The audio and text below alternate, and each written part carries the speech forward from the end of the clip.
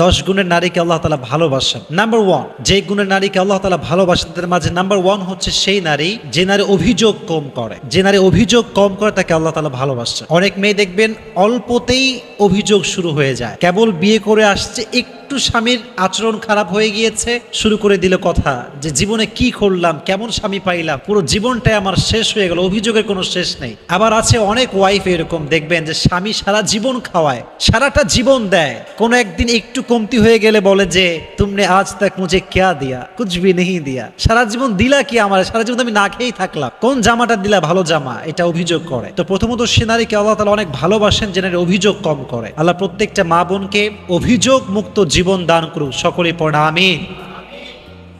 জীবনে সুখে থাকার সবচেয়ে সুন্দর একটি মাধ্যম হচ্ছে অভিযোগ কম করা। আল্লাহ আমাকে যা দিয়েছেন I am happy with that, I don't have any complain about that. আমার কোনো অবজেকশন নাই, আমার কোনো কমপ্লেইন নাই, আমার কোনো রিগ্রেট নাই, আমার কোনো আফসোস নাই। হোয়াট এভার আই হ্যাভ, আলহামদুলিল্লাহ উইথ দ্যাট। সকলেই বলেন আলহামদুলিল্লাহ। তাহলে আজ থেকে সুখী হতে চাইলে অভিযোগ কম করবেন, রাজি আছেন তো ইনশাআল্লাহ? তাহলে 1 নাম্বার সে নারী যে অভিযোগ কম করে, আল্লাহ লাভস হার ভেরি মাচ, আল্লাহ তাকে অনেক ভালোবাসেন। 2 নাম্বার হচ্ছে সেই নারী, the women who is very patient, যে নারী খুব ধৈর্যশীল তাকে আল্লাহ ভালোবাসে। মনে রাখবেন সবর হচ্ছে এমন একটি হাতিয়ার, সবরকে আল্লাহ তাআলা এমন একটি যন্ত্র দিয়েছেন যা কখনো ব্যর্থ হয় না। সবরকে আল্লাহ তাআলা এমন একটি তীর দিয়েছেন যা কখনো লক্ষ্য ভ্রষ্ট হয় না। সবরকে আল্লাহ তাআলা এমন এক বিজয়ী সৈনিক বানিয়েছেন যেটা কখনো পরাজিত হয় না। সবরকে আল্লাহ তাআলা এমন এক সুরক্ষিত দুর্গ বানিয়েছেন যা কখনো ধ্বংস হয় না। সুবহানাল্লাহ পড়েন। সবর এবং বিজয়ী এরা হচ্ছে 2 জন সহোদর ভাই। যে সবর করবে, যে পেশেন্ট হবে, ধৈর্যশীল হবে, তার সফলতা সুনিশ্চিত, এখানে একটু সন্দেহ থাকতে পারে। There is no doubt in it. So if you want to get the ultimate success, then you must have to be patient. যদি আপনি সফলতার চূড়ান্ত পর্যায়ে পৌঁছাতে চান, ধৈর্যের কোনো বিকল্প রাস্তা আর হতে পারে। তাহলে 1 নাম্বার যে নারী অভিযোগ করে না, 2 নাম্বার যে নারী ধৈর্যশীল হয়। কিশীল হয়? এত আস্তে কেন? সবাই বলেন কিশীল। আমরাও সবাই ধৈর্যশীল হব তো ইনশাআল্লাহ। 3 নাম্বার, যেই নারী তওবা করে তাকে ভালোবাসে একজন, আওয়াজ দিয়ে বলেন তিনি কে? এটা সবার ক্ষেত্রে সেম। গুনাহ হয়ে গিয়েছে, হবেই, বিকজ উই আর ম্যানকাইন্ড। আমরা মানুষ, আমরা ফেরেশতা নই, গুনাহ আমাদেরই হবে। হাদিস শোনেন, আল্লাহ বলছে যদি বনি আদম ভুল না করত, গুনাহ না করত, এদের সবাইকে আমি ধ্বংস করে আবার নতুন করে মানুষ সৃষ্টি করতাম যারা অন্যায় করতো আর আমার কাছে মাফ চেত। তার মানে বোঝা গেল কুল্লু বনি আদম খাত্তাউন ওয়া খায়রুল খাত্তাইনা আত-তাওয়াবুন। প্রত্যেক মানুষই ভুল করবে, তবে সবচাইতে উত্তম ভুলকারী হচ্ছে সেই ভুলকারী যে ভুলকারী ভুল করে তওবা করে একজনের কাছে, আওয়াজ দিয়ে বলেন তিনি কে? You must have to be repent whatever you have committed in your life. যা হয়ে গিয়েছে হয়ে গিয়েছে, past is past. আমি সঙ্গে সঙ্গে রবের কাছে তওবা করব। রাজি আছেন তো ইনশাআল্লাহ? Okay, I'm going to share with you the most motivational ayah from Quran. আল্লাহ বলছেন, قل يا عبادي الذين أسرفوا على أنفسهم لا تقنطوا من رحمة الله. আল্লাহ বলছেন, বান্দা তোর জীবনে অনেক অন্যায় করেছিস, অনেক গুনাহ করেছিস, অনেক জুলুম করেছিস, লা তাকনাতু Mir রাহমাতিল্লাহ, never lose hope from the mercy of your Lord. Don't be upset, don't be frustrated. হতাশার কোনো কারণ নাই। আল্লাহ বলছে just raise your hand, হাতটা তোলো, আল্লাহকে বলো, আল্লাহ I have just done huge sins in my life. অনেক গুনাহ করে ফেলেছি, আল্লাহ তোমার কাছে মাফ চাই। এবার আল্লাহ ঘোষণা দিচ্ছেন, অ্যানাউন্সমেন্ট আমাদের জন্য, ইন্নাল্লাহা ইয়াগফিরু যুনুবা জামিআ। বান্দা তওবা করার সঙ্গে সঙ্গে I will forgive all the sins of his life, আমি আল্লাহ সমস্ত গুনাহ তার মাফ করে দিব। সুবহানাল্লাহ পড়েন। এট দ্য সেম টাইম মাফ করে দিবে আল্লাহ তাআলা। এজন্য তওবা করার দরকারটা যুবক ভাইয়েরা আছে না নাই? আল্লাহ সেই মেয়েকে বড্ড ভালোবাসে যে মেয়ে তওবা করে। 4 নাম্বার, সেই নারীকে আল্লাহ তাআলা বড্ড ভালোবাসেন যেই নারী সবসময় পবিত্রা থাকে, পুত পবিত্রা থাকে। এটার একটা বড় ব্যাখ্যা আছে, তবে আমি খুব প্রেসাইজলি বলছি। স্বামী স্ত্রীর একটি সহবাস আছে যেটা সুন্নাহ সহবাস, এটা জায়েজ, পারমিসিবল। এটা যখন হবে এটার পরে গোসল করা হচ্ছে ফরজ।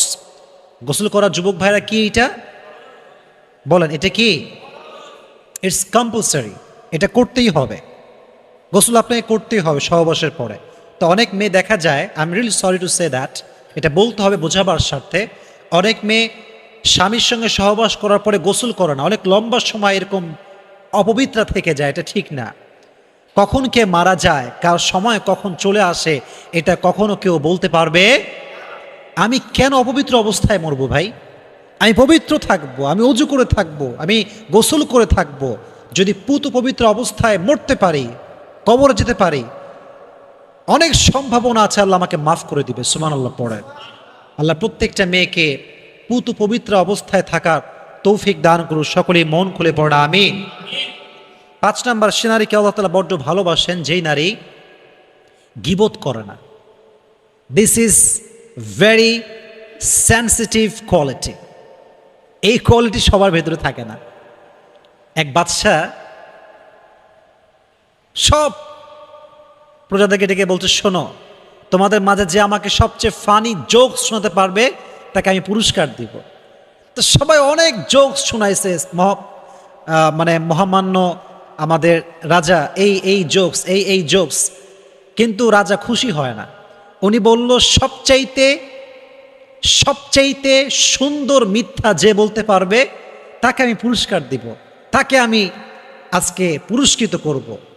তো একজন আসছে, সে বলছে, মহারাজ আমি পারবো বলতে। বলছে, বলো কি জোক শোনাবা?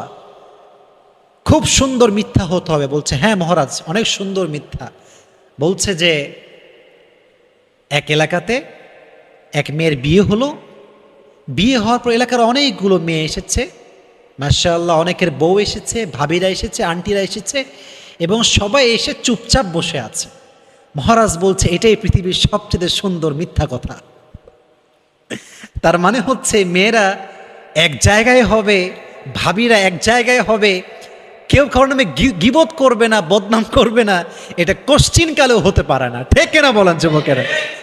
মেয়েদের একটা ন্যাচার হচ্ছে একে অপরের সঙ্গে বসলেই বদনাম শুরু হয়ে যায়। শুধু গীবত না, আরো অনেক মেয়েদের স্বভাব আছে।